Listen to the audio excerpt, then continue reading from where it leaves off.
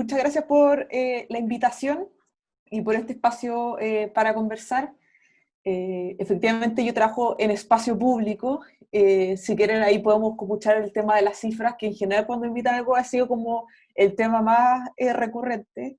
Pero también quería partir como contándoles que la espiritualidad ignaciana es mi puerta. Lo que estar en este espacio también es como es mucho más familiar para mí que solo venir como desde mi formación o mi ejercicio profesional. Yo no estoy lejos de ser experta en temas pedagógicos, así que voy a ir hablando un poco quizás más de mi formación como cientista política y ojalá podamos ir comentando después y tengamos un espacio más para compartir. Y quiero primero señalar tres ideas más de contexto y de ahí eh, cuatro quizás oportunidades. Los tiempos están muy difíciles y yo creo que uno no puede, no hay para qué mentirse en eso, pero hay algunas oportunidades que es bueno revalorizar y tener presente. Lo primero dentro del contexto es que generalmente el ejercicio de la ciudadanía se ha relacionado con algo mucho más presencial. Se hace evidente cuando lo pensamos en el 18 de octubre o cuando pensamos en grandes movimientos que han generado cambios, no solo en nuestro país, sino que en muchísimos lugares.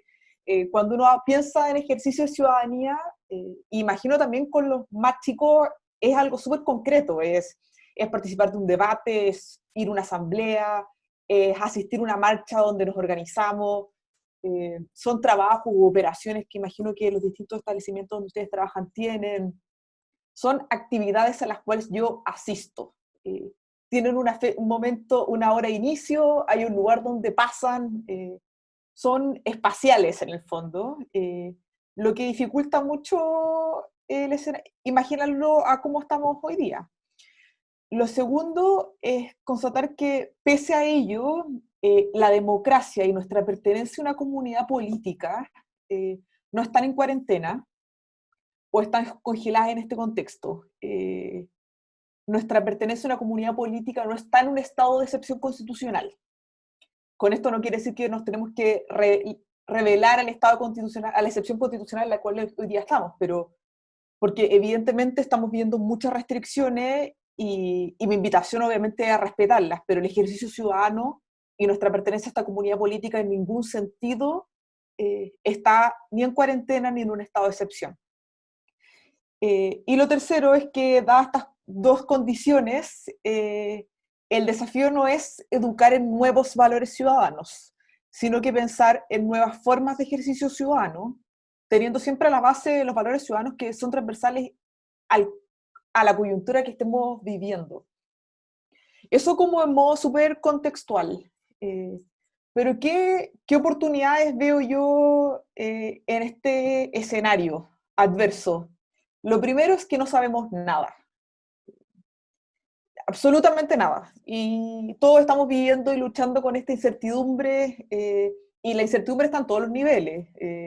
Usted la debe tener de cuándo se va a volver a clase, cuándo no, si es que la clase está funcionando o no funciona, la autoridad a nivel estatal, la vacuna va a llegar o no va a llegar, pero también las dinámicas más cotidianas están bajo una dinámica de incertidumbre. No sabemos nada sobre nada. Y por lo mismo se hace mucho más necesaria algo que debería ser más frecuente en nuestro desarrollo democrático, pero yo creo que este último tiempo se ha visto más empujado por la fuerza que como me gustaría, pero ha pasado, que como no sabemos nada es mucho más importante generar espacios de diálogo, recibir la visión de todos, preguntar, reconocer el no sé, como hace un par de días atrás el nuevo ministro de Salud dijo, no sé, y no hay nada que personalmente me genere más confianza que aquellas personas que reconocen el no saber. Y eso en todos los niveles. Hay muchas cosas que yo, la verdad es que no sé, imagino que en la gestión doméstica, sus casas también todos estarán como practicando nuevas estrategias, y eso es una tremenda oportunidad como sobre todo en el trabajo que ustedes tienen con adolescentes, con estudiantes de distintas edades, hacerlos parte de las soluciones que tenemos que tener, de las intuiciones que hay, empoderar a nuevas personas, visualizar qué otros que antes no habían tenido un rol de liderazgo quizá hoy día lo pueden tener. Esta co-construcción hoy día es más urgente que nunca, porque estamos todos en el mismo nivel de incertidumbre. Lo segundo es que me parece muy, muy crucial en estos tiempos, que mi comportamiento en la cuarentena permite cuidar o hace poner en riesgo a otros de una forma objetiva y súper concreta. ¿No? Cuando decimos tu comportamiento afecta a otros, esto no es solo como un deseo o una discusión valórica muy relevante, pero hoy día es absolutamente real. Y cuando uno tiene al frente adolescentes, que lo más probable es que ellos no son los que van a morir de COVID, es mucho más brutal, porque estamos pidiendo que quienes no corren riesgo cuiden a los que sí corren riesgo. Y no me gustaría que estuviéramos en esta situación en ningún sentido, pero es muy potente destacar que cuidarse hace que cuidemos a otros. Aunque no los conozcamos, aunque no sabemos quiénes son. No es solo cuidar a tu abuelo, no hay que, como, es un espacio de concreción y de hacer evidente que somos comunidad. Hoy día mucho, o sea, hoy día mucho más que antes. Lo que haga o deje de hacer va a afectar a quienes con los que convivo diariamente. Tu familia, pero también tu barrio, la señora que no tenía idea y que fue a comprar al mismo local que tú y tú no te cuidaste y la contagiaste y bueno, ella tenía diabetes y ella va a estar mal y tú no. Eso es muy, me parece muy profundo y destacable en este tiempo. Y está súper asociado también a un componente como de una preocupación intergeneracional, que yo creo que el estallido social lo dejó entrever. Yo me acuerdo que hace muchos años atrás como que había un reclamo constante en que los más jóvenes no se estaban súper preocupados de sí mismos y como que los más viejos dan lo mismo. Y en el estallido uno empezaba a ver que había gente que se movilizaba por las pensiones, que un cabro de 18 años las pensiones no es su problema. Y eso yo creo que igual va evidenciando la importancia y la existencia de una preocupación intergeneracional que hoy día se hace mucho más potente, porque todos sabemos que quienes corren mucho más riesgo son las personas mayores. No son los únicos, pero fuertemente ellos corren el riesgo y yo creo que eso también es muy potente. Estoy hablando como en términos de ejercicio ciudadano, pero también en la concepción de una comunidad política, donde lo que le pasa a los mayores es también un tema para nosotros. Y el tercer punto, que en este tiempo nadie va a triunfar, nadie va a ganar, nadie va a derrotar, como es un lenguaje en el cual se ha puesto mucho la discusión política nacional, que yo encuentro que es muy nefasto, y yo haría invitación a sacar todos esos verbos asociados a una competencia. Nadie lo va a lograr, porque este más que nunca es el tiempo del bien común. Y quien quiera poner la discusión o las acciones en una lógica de competencia va a quedar fuera de la cancha. Porque hoy día requiere mucha más solidaridad y visión de largo plazo que el triunfo del corto plazo. Esto pasa quizás mucho más en la discusión política, pero yo siento que también el que quiere ganar su punto va a quedar afuera. Como, esto no es un tiempo para entrar a las discusiones con ganas de, yo quiero derrotar al otro. Y que esta lógica de discusión nos viene pasando hace un montón de tiempo, que en ningún sentido quiere decir que yo los invito a que no tengamos una opinión que queremos empujar. Yo valoro mucho, obviamente, el diálogo, pero creo que es muy legítimo entrar al diálogo con una opinión. Y yo voy a empujar en ese diálogo una opinión que es la mía, pero estoy dispuesto a que va a ser derrotada.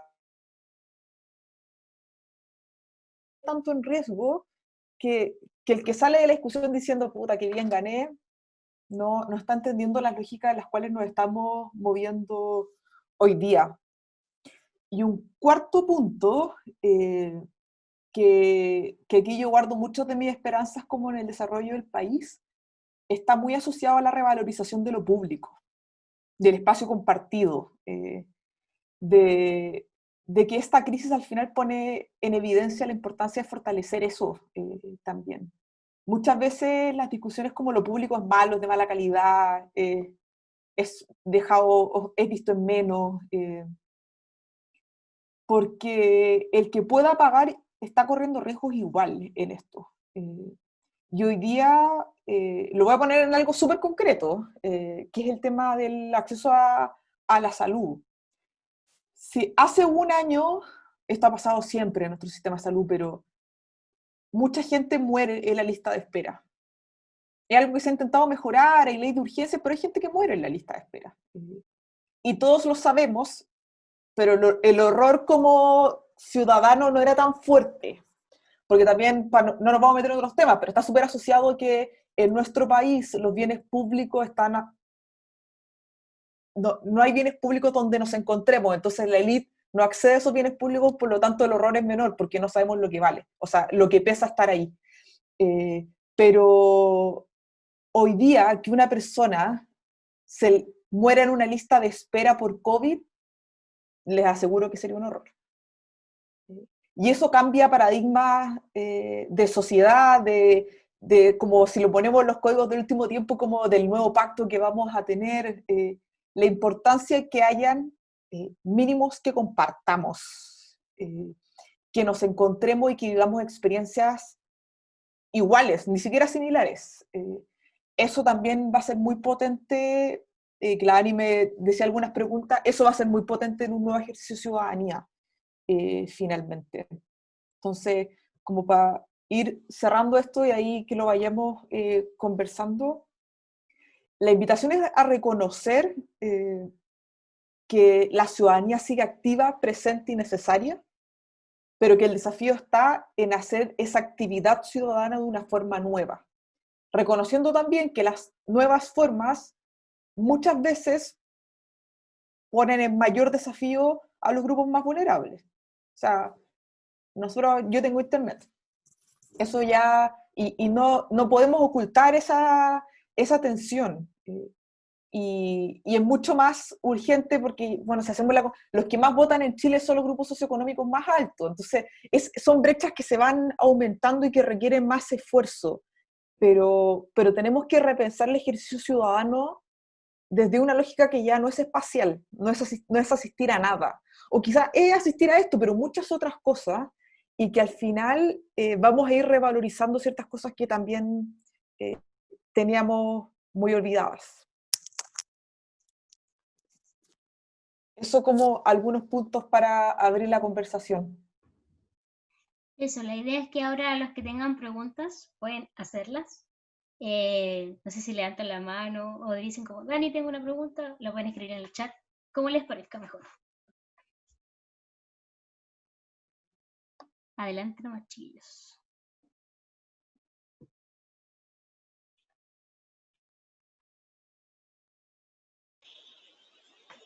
Yo tengo una consulta acá, Sergio, de Puerto Montt.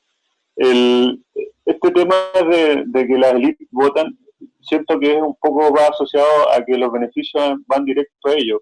Las personas de otros estratos sociales ven muy lento o llegan muy tarde o los beneficios o no son los beneficios que ellos esperan. Y esto ha provocado, por lo menos lo que yo estoy notando en el cambio ahora, como todo este movimiento, tanto del año pasado y el COVID también, que ahora sí le están dando importancia a por quién votaron. Cada vez se le está tomando más importancia a la opinión que no di. Me estaba tocando mucho con los chicos y de repente dicen cosas y dicen, pero tú votaste o no votaste, no, entonces ahí está el valor, se está volviendo un poco a la ciudadanía, el movimiento social lo está provocando. Pero nosotros, ¿cómo ayudamos a que ese pequeño fuego que hay, porque todavía es incipiente, obviamente hubieron mucho movimiento, pero todavía yo creo que está creciendo, ¿cómo podemos soplarlo para que crezca, para que nuestros jóvenes se motiven y le vean la importancia, por ejemplo, al derecho a voto en todo, no solamente en la política, sino que en un centro de alumnos, en todo lo que le dé voz, porque encuentro que hace mucho tiempo, de los años 90, que de a poquito la política fue desencantando y cada vez fue bajando la cantidad de votos de la importancia de la ciudadanía y ahora estamos recuperando. Pero ¿cómo ves tú, cómo le echamos fuego a esta llamita o a este impulso que ha ido dando? Eso, un poco. Después está la María Paz, por si acaso. Gracias, Sergio, por tu pregunta. Lo primero es que yo no creo que los grupos más privilegiados votan porque reciben los beneficios, sino porque entienden mejor la lógica del juego poder, porque ellos están súper vinculados en eso al final. Como para partir en este problema. Lo segundo está muy relacionado con que los partidos políticos y en general los grupos que median la representación han abandonado históricamente los sectores populares. Entonces, la élite representa a la élite. Eso es lo que pasa. Y con esto yo no me desmarco por si acaso de mis privilegios. Hago la constatación de cómo se iba estructurando el sistema político al final. Los sectores populares han quedado abandonadísimos. Hay muchos cientistas políticos en nuestro país que estudian esto. Juan Pablo Luna, que siempre recomiendo sus columnas, es muy asertivo en esto. La mediación y la representación de los sectores populares hoy día no está hecha por partidos políticos con fuerte arraigo territorial. No quiero, por favor, poner a ambos grupos en el mismo nivel, pero las instituciones más presentes en esos grupos hoy día son los narcos y las iglesias evangélicas. Por eso hago la salvedad que no es que yo crea que ambos son lo mismo, pero son esos los lugares que median y que canalizan demandas y que están cercanos a los sectores populares. Esto es como el análisis general. Dicho todo esto, yo comparto contigo que hoy día, y sobre todo con los más jóvenes, yo me considero bien joven, pero a veces me toca conversar con adolescentes y me siento una anciana. Yo creo profundamente en el ejercicio, como en la importancia del voto. Y con esto no quiero reemplazar otros espacios de participación muy, muy relevantes, pero creo que la importancia del voto se ha ido diluyendo. Y además se ha ido diluyendo la valoración de la democracia representativa, que es súper grave. Yo entiendo por qué se ha ido diluyendo, porque aquellos que nos representan no nos gusta cómo nos representan. Pero aquí el problema del huevo o la gallina también, pues, como hay algunos que permitieron que eso pasara. Entonces, hoy día yo creo que estamos en un tremendo desafío de empujar a los más jóvenes a distintos espacios de participación, pero que no hay un ninguneo generacional por la importancia del momento electoral, que como tú muy bien señalabas, no es solo el ir a votar por alcalde ni parlamentario, sino que darle la relevancia que tiene el voto en distintas instancias, incluso para tomar acuerdos del día a día, como dentro de la sala de clase. Porque ese es el primer acercamiento a reconocer que yo escojo que alguien me va a representar, o yo reconozco que entre todos vamos a consensuar ciertas ideas. Y cuando entre todos vamos consensuando ciertas ideas, nadie se va a poder llevar la pelota para la casa. Y lo que nos pasa hoy día es que muchas veces entramos a la discusión queriendo llevarnos la pelota para la casa.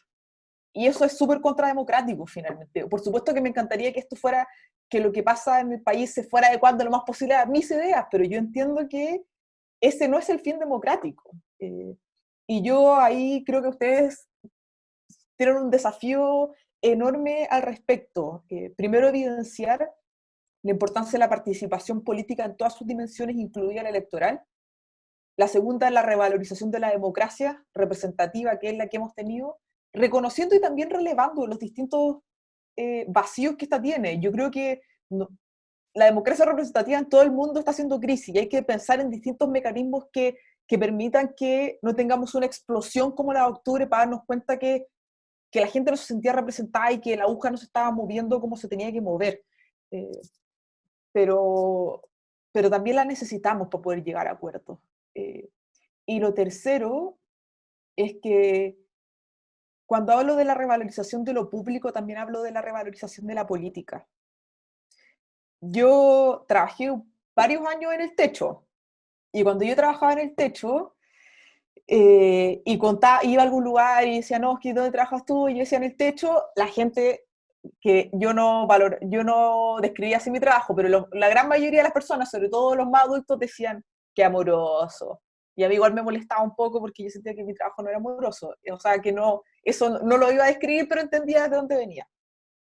Y mucho de lo que hacíamos era una acción política, no partidista, pero sacarle como desconocer que es una acción política no tiene ningún sentido. Y hace varios meses atrás yo estuve en un proyecto municipal en el cual yo iba como candidata a ser alcaldesa, y cuando yo decía que era candidata a alcaldesa, la gente me miraba con cara de que yo me quería robar un municipio. Y lo entiendo también, por favor, no es que... Y tenía que entrar a explicar y la vuelta era mucho más larga, porque hoy día hay una división tan grande que desincentiva dar el salto, porque yo no quiero que la gente me esté viendo como una ladrona, básicamente. Imagino que nadie. Eh, y, y eso los más jóvenes tenemos que romperlo, porque ojalá en sus distintos establecimientos, y no les estoy diciendo ojalá alguno sea presidente de Chile, no es eso, pero ojalá entiendan que el Estado requiere de buena gente, que es un espacio complejo, que es necesario, que ahí suceden cambios, no, y que hay distintas formas, obviamente, de desarrollarse en la vida, pero, pero el ninguneo del ejercicio como en instituciones públicas, si nosotros lo fomentamos, vamos a lograr que lo que llegue ahí termina siendo lo peor. Y eso también yo creo que hay que trabajarlo. Estaba María Paz y después viene Valentina con una pregunta. Levantaron la manito. Dale, María Paz. Gracias. Estaba pensando, Pía, en lo que dijiste al inicio sobre el rol de lo público y la importancia como de revalorizar lo público. Y me hace mucho sentido porque es como justo lo que he estado viendo en estas unidades en cuarto medio en educación ciudadana. Hemos estado leyendo a Habermas y ahora vamos a revisar a De la Cortina, etc. Pero la pregunta que me surgía, que tiene que ver con lo público, es cómo en espacio público, en esta ONG, ¿cierto? Sí. Es una ONG. En esta ONG que tú presides o lideras, cómo en espacio público eso lo han podido llevar a cabo, y al mismo tiempo después mencionabas el tema, que yo también estoy súper de acuerdo, de tener ciertos mínimos comunes. El voto puede ser un mínimo común, pero yo asumo que tienen que ser muchos más mínimos comunes. ¿Cuáles serían los mínimos comunes para fomentar o para potenciar una ciudadanía activa, para potenciar el valor del Estado o el rol del Estado, para potenciar nuevamente la política? Que estoy súper de acuerdo en lo que mencionabas recién, de hoy día está súper desacreditada la democracia representativa, y yo creo que es un peligro terrible, porque hoy día yo lo veo en mis estudiantes, o sea, los estudiantes valoran la FUNA, pero no creen en el Poder Judicial, y se ríen del Poder Judicial. Valoran el desprestigiar en las redes sociales o el hacer justicia por sus propias manos, pero no creen en las instituciones. Entonces, y es súper difícil como reencantarlos en eso. Entonces, ¿cuáles serían los mínimos comunes y cuál sería o qué sería lo público? Como también contando desde lo que tú trabajas y lo que has visto en espacio público también. Ya, voy por partes, y si se me pasa algún punto, dímelo con mucha libertad. En espacio público, que somos una ONG, el espacio público es un centro de estudios que busca en el fondo generar evidencia para incidir en la discusión pública.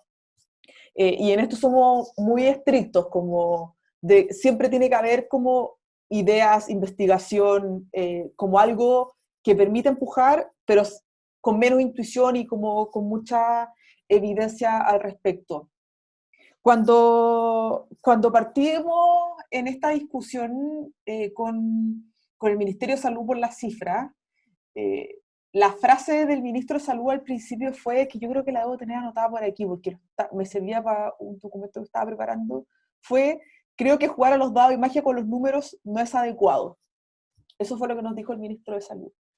Un buen tiempo después terminó diciendo que entendía que era una metodología súper seria y le dio importancia, y empezaron a pasar un montón de cosas.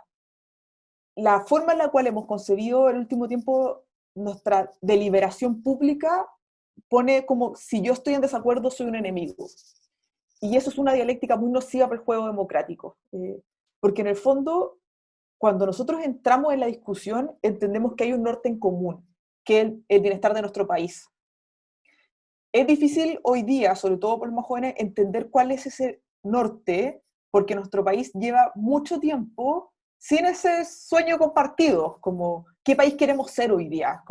Y ese sueño compartido, que yo creo que en los 90 estaba un poco más definido, permite que todos nos encontremos mirando para el frente al mismo lugar. Pero al menos desde mi experiencia hoy día, que yo no llevo mucho tiempo siendo directora ejecutiva de espacio público, es estar dispuestos a entrar a la discusión pública porque entendemos que es una contribución que se construye entre todos. Y si hay que discutir y disentir, bienvenido sea, pero esto no es personal y porque disienta no te quiero destruir, y si es que no me parece tu idea, no quiere decir que eres un asesino criminal, como todas esas cosas que hoy día pasan. Lo segundo es que yo comparto, o sea, el tema del respeto a las instituciones, mira, María Paz, yo nací en el 90.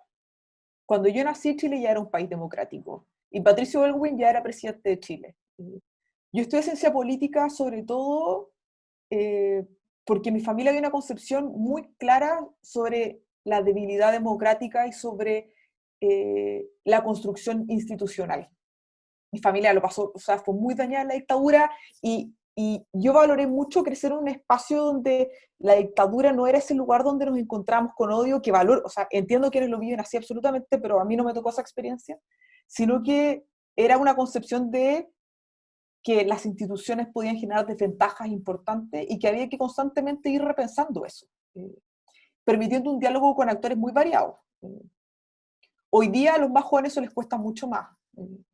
Te digo eso porque yo muchas veces, yo tengo gente de mi generación que está en la misma, como la justicia no vale, yo lo funo, y yo tengo que entrar en la despelea de que, claro, la funa por redes sociales va a durar 2 o 3 días. Es súper momentánea, pero no va a generar modificaciones de largo plazo, que finalmente es lo que uno necesita. Y al final la invitación es como a cómo ir repensando esas institucionalidades, porque yo estoy de acuerdo que han quedado súper a la deriva, pero mientras que nosotros empujamos el carro como antiinstitucional, los que más gozan de ese carro, Bolsonaro es el hijo de ese carro.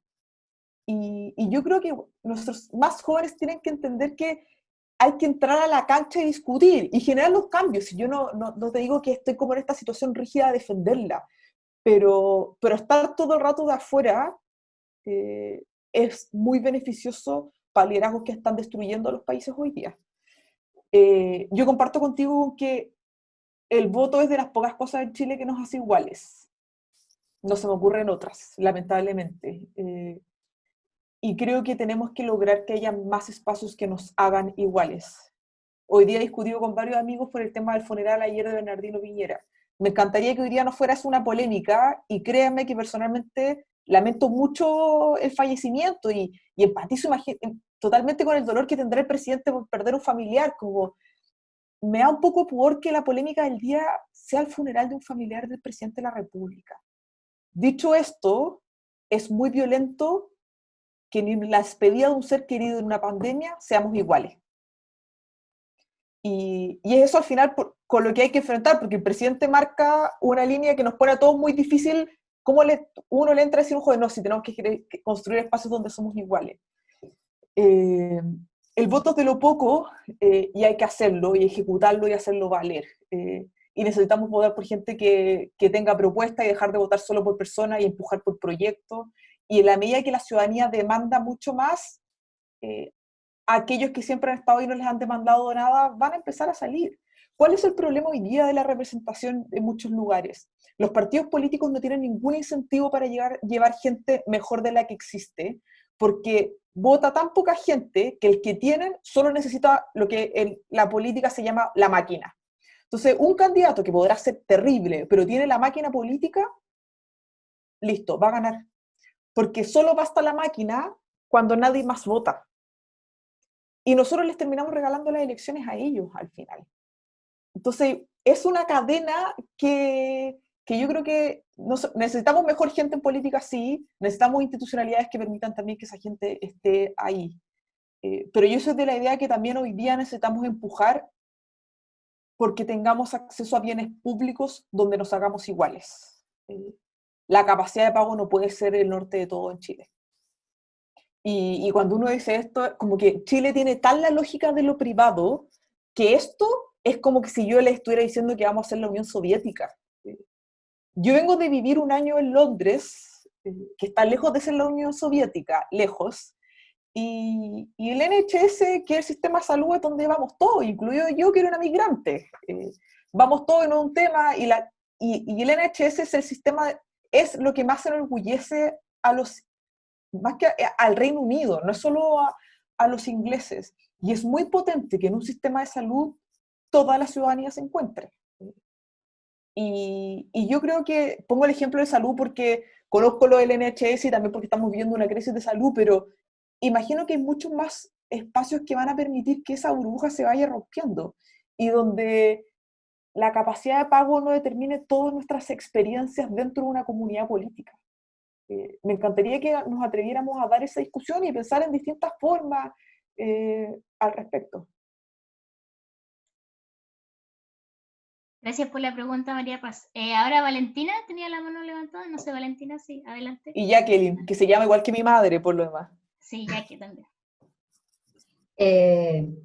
Vengo con muchas sensaciones desde el margen. Yo soy profe de escuela de reingreso. O sea, vengo de los que ya salieron del sistema y el sistema nunca los quiso tampoco. Y tampoco tiene la intención de quererlos de vuelta, ¿no? Desde Rey se ha impulsado el tema de la política de escuelas de reingreso y sigue siendo postergado. Nuestros estudiantes son de una generación de la desesperanza aprendida, heredada e instalada, muy difícil de romper, porque nuestros estudiantes han sido marginados, ellos y sus familias, por muchas generaciones, y fueron tan llevados al margen que ya no quieren ser parte. Ya ni siquiera quieren cruzar el margen para intentar volver. No quieren. Ya están formando desde otros espacios, desde otras lógicas, desde otra moral, desde otra ética incluso. Para el mundo desde el cual yo vengo es significativo. Por ejemplo, tú planteabas la iglesia evangélica de los narcos. También aparecieron, por ejemplo, el movimiento Shishigan, que está en las canciones, pero no solo es una canción, es una organización, con espacio territorial, con directivas, con procesos, con articulaciones, hasta con sus propios shows artísticos, con sus propios artistas. No les interesa el resto. Entonces, cómo desde ese desinterés, desde esa desesperanza aprendida, heredada y tan instalada, el ejercicio que hemos hecho nosotros es mucho más básico de decir, tienes derecho ciudadano, y tienes derecho al ejercicio ciudadano independiente de tu edad, sino que eres sujeto de derecho. Desde ahí estamos partiendo. Tienes derecho como ser humano, tienes derecho como menor de edad, eres un sujeto y un objeto de derecho. Y es tan básico desde donde estamos partiendo que los chiquillos, incluso algunos, sienten que la educación no les es un derecho. Porque la educación nunca ha sido un elemento tan trascendente en la familia. Y lo vemos ahora, tenemos, según las cifras propias de Rey, de Hogar de Cristo, tenemos más de 200.000 niños fuera del sistema escolar. Entonces, ¿cómo hacemos este ejercicio ciudadano, del ejercicio de volver a la ciudadanía, cuando son niños y adultos que tienen una desesperanza tan instalada, generacional inclusive? ¿Cómo los volvemos a resignificar como sujetos de derecho? Y desde ahí hacemos este ejercicio de participación ciudadana. Creo que si bien el estallido social marcó un hito en la marginalidad más marginal, por decirlo, valga la redundancia, no fue un elemento significativo. Algunos estudiantes el 18 de octubre como muchos apoderados y abuelas de nuestros estudiantes, ni siquiera saben cuándo volvió la democracia en Chile. O sea, así afuera quedaron. Entonces, ese es como el desafío de cómo instalamos estos 10 objetivos del Plan de Formación Ciudadana del Estado, cuando los chiquillos no han sido parte del Estado, no se han sentido parte del Estado, ni siquiera se han sentido sujetos de derecho. Valentina, gracias por tu punto. Me parece una pega infinitamente destacable y profundamente desafiante. Además de los puntos que tú señalaste, muy claros, es cómo hacer relevante el Estado en lugares donde el Estado jamás ha llegado.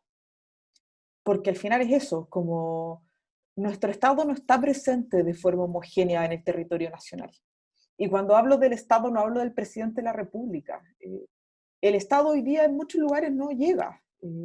Y eso hace mucho más brutal cómo invito a participar a algo cuando nunca se ha hecho visible ni ha afectado ninguna de las dimensiones de mi vida. Y eso permea muchas otras discusiones, como el tamaño de nuestro Estado, entre muchas otras. El desafío de hacer parte, o sea, cómo hacerlo sentir parte de una comunidad política cuando nunca se han sentido vinculados a nada, es una vuelta mucho más larga.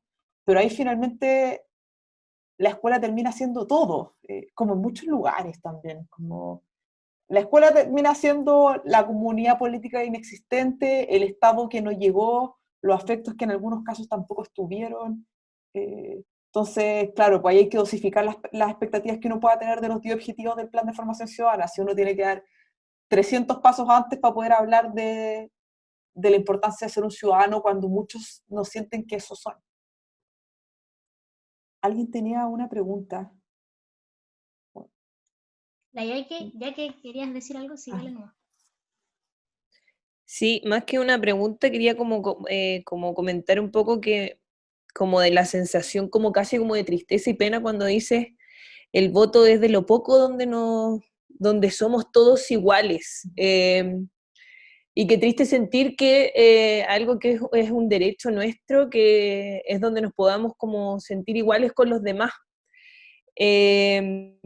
Y quiero, por ejemplo, hoy día entrar en un ejemplo muy burdo, que hoy día me tocó ir a comprarle los medicamentos a mis papás, a esta farmacia vecina.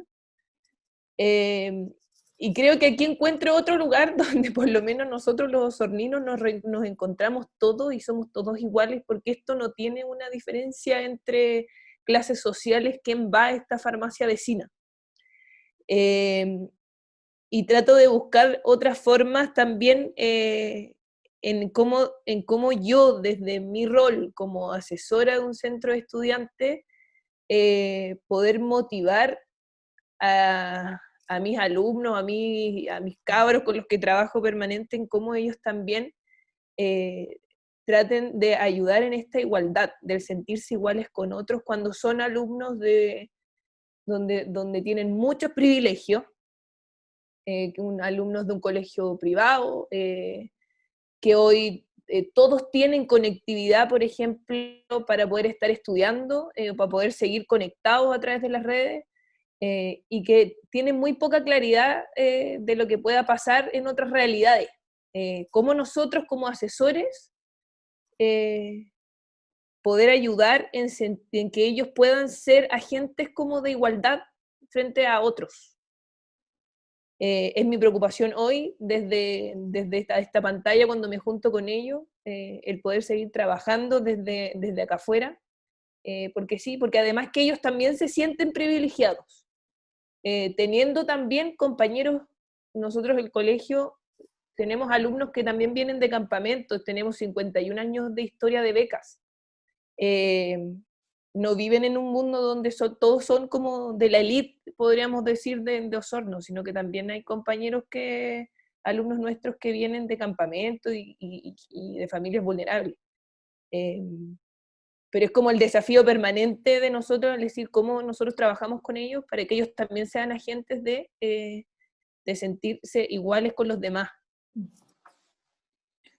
Sí, pues cuando te digo yo que el voto es de los pocos que nos hace iguales, a mí igual me duele la guata decirlo, no, no es una constatación que la digo con mucha tranquilidad, pero lamentablemente es bien real. Yo creo que hay una diferencia en la experiencia ciudadana de quienes habitamos en la región metropolitana y quienes son de otras regiones. Yo llegué hace 13 años a esta ciudad, pero no soy nacida acá ni me eduqué aquí. Eh, y yo creo que fuera de Santiago hay un poco más de oportunidades de generar espacios como de una interacción cotidiana entre donde nos reconocemos iguales, como voy a usar un ejemplo súper burdo, pero yo en cuarto medio en Antofagasta había un mall y toda Antofagasta iba al mismo mall, que eso ya ayuda mucho, porque la formación, la vida cotidiana, no es que yo me voy a ir a encontrar con gente distinta, es parte de mi vida, en mi día a día, no, no es un tema, y me encantaría que existiera mucho más de eso. En Santiago eso es prácticamente imposible, y hay que generar una instancia para que suceda, porque si no, no va a pasar, no va a pasar nunca, la verdad. Para aquellos que están en contextos más privilegiados, esta pandemia también nos obliga, siento yo, a poner eso sobre la mesa. Las experiencias educacionales son abismantes. Y hay algunos que hoy día no están teniendo nada de clases y no las van a tener porque es imposible tenerlas. Y yo creo que es un tema que hay que compartir también. Los tiempos de ocio, en el fondo, las vacaciones, el otro día alguien me comentaba un estudio de este tipo, que las vacaciones aumentan la desigualdad entre estudiantes. Porque mientras que un estudiante que está en vacaciones y vive en una casa con internet, con papás que tienen conversaciones con palabras variadas, que pueden acceder a libros, se mantiene un ritmo que aquel que sale del sistema escolar y que está en vacaciones y nada de eso pasa, esa brecha aumenta aún más. Y hoy día estamos al fondo haciendo que eso crezca infinitamente, infinitamente. Hay muchos estudiantes en nuestro país que están retrocediendo, mientras que otros, quizá el Zoom se les cae, pero el escenario no es tan desfavorable y yo creo que eso no podemos sacarlo de la discusión con los más jóvenes. Me parece bien, bien crucial. Yo tampoco soy de las que cree que el privilegio hay que vivirlo con culpa. Cada uno nació, o sea, tocó nacer ahí, pero sí la invitación, o sea, el diferencial es que se hace con el privilegio, pues, y ahí hay harto que uno puede empujar. Eso, yo tengo una pregunta un poco como apuntando hacia la nueva normalidad. Un poco, ¿cuál crees tú, Pía, que sería como el rol que tendrían los jóvenes en esta nueva normalidad? Un poco apuntando hacia los líderes estudiantiles. Y la otra pregunta que tengo es también, ¿cuál crees que puede ser el rol de los líderes estudiantiles en la nueva constitución o en el proceso de la nueva constitución que se viene? Si bien está un poco aplazado, pero también un poco para ir retomando. Espero, sigo cruzando los dedos porque no se vuelva a aplazar. Sí. Mira, el otro día me hicieron una entrevista en una radio y me preguntaron como los temas que se vienen y no sé, estábamos hablando del plan de reactivación económica de Chile y nuestro tema era cómo hacer que este plan de reactivación sea consciente con el medio ambiente, bla, bla, bla. Y el periodista me dice, oye, pero ¿no crees que toda esta discusión es muy buena y genial, pero se va a como ensuciar por los procesos electorales que tenemos por delante? Y yo, del fondo de mi corazón le dije como, no, como en ningún sentido, como, me parece una tremenda oportunidad, como, y yo soy como entusiasta patológica, pero en este tiempo no me he destacado particularmente por mi entusiasmo, sino que creo que estamos viviendo una crisis infinitamente profunda, con daños enormes, y a diferencia de otros países que estamos todos viviendo la misma brutalidad, sobre todo en América Latina, nosotros entramos en un proceso que nos va a permitir mirar esas heridas. Y eso es una oportunidad objetiva, como no es solo de que yo sea entusiasta. Y yo creo que ahí hay que empujar a que distintas voces, incluidos los líderes estudiantiles y aquellos que no han sido líderes y que hoy día que han quedado remecidos por lo que ha pasado, que me imagino que muchos deben ser, se atrevan a repensar el país que queremos. Y en este momento de nuestra historia republicana, el repensar el país que queremos no solo es un ejercicio intelectual, sino que es una oportunidad real. Y hay que acercar a todos a esa discusión. Y yo creo que en eso puede haber una oportunidad también por lo que hablábamos recién, porque llevamos históricamente un desapego con la institucionalidad y sobre las reglas del juego democrático. Si el cambio constitucional no permite que todos sean parte de esa discusión, el por qué lo estamos haciendo no va a tener ningún sentido, porque necesitamos que esas reglas sean cercanas a todos, incluidos los que no votan porque no tienen 18 años. Y en eso creo que hay una oportunidad muy potente para enfrentar todo lo que hablábamos al principio de lo que hoy día está pasando. Eso como a primera me parece muy, muy crucial. Y lo segundo es destacar que en general los grandes cambios en nuestro país han pasado por movimientos estudiantiles. Hoy día hay que animar a que pensemos cómo esos cambios son empujados desde otras plataformas, quizás. Los más chicos son mucho más astutos que nosotros en todo lo que es redes sociales, yo estoy aquí entre un tal aplicación y no sé cuánto, y hay que mirar cómo nos vamos a ir interactuando, cómo nos vamos encontrando con gente distinta, cómo se permite que sea un diálogo con otros también, dentro de mi comunidad educativa, pero también con otros lugares, que insisto que eso puede ser muy, muy positivo. Súper. ¿Alguien quiere preguntar algo más? Aprovechen, esta es su instancia.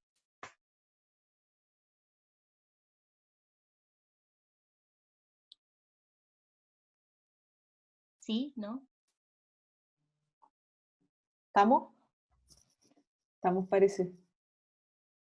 ¿Sí? Última opción. ¿Nadie? ¿Algún comentario, pregunta, agradecimiento? Bueno, entonces agradecemos a Pía, muchas gracias por este espacio. La verdad es que fue bien fructífera la conversación. Igual te dejamos invitada más adelante cuando repitamos estos espacios junto con los asesores y también con los estudiantes, que la idea es que tengamos constantemente espacios de conversación para ir hablando de estos temas, ir repensando todo lo que es la nueva ciudadanía desde el lado de los asesores y desde el lado de los estudiantes. Así que cordialmente invitada a esos espacios futuros y muchas gracias también por estar aquí con nosotros. Oye, muchas gracias a ustedes, muchas gracias por la invitación. Infinitamente valorable todo lo que hacen. Mi papá y mi mamá también son profesores, así que me tocó criarme en un espacio que reconoce diariamente lo que eso significa. La comunidad educativa es la primera experiencia democrática que tienen todos los jóvenes en nuestro país. Y cómo sea esa primera experiencia democrática va a ser súper relevante de cómo vivan su ciudadanía posterior a la experiencia educacional. Así que ojalá podamos sacar muchas cosas de ahí y muchas gracias a todos. Espero que sus familias estén bien y que se estén cuidando. Gracias a ti, Pía. Chao, chao. Gracias.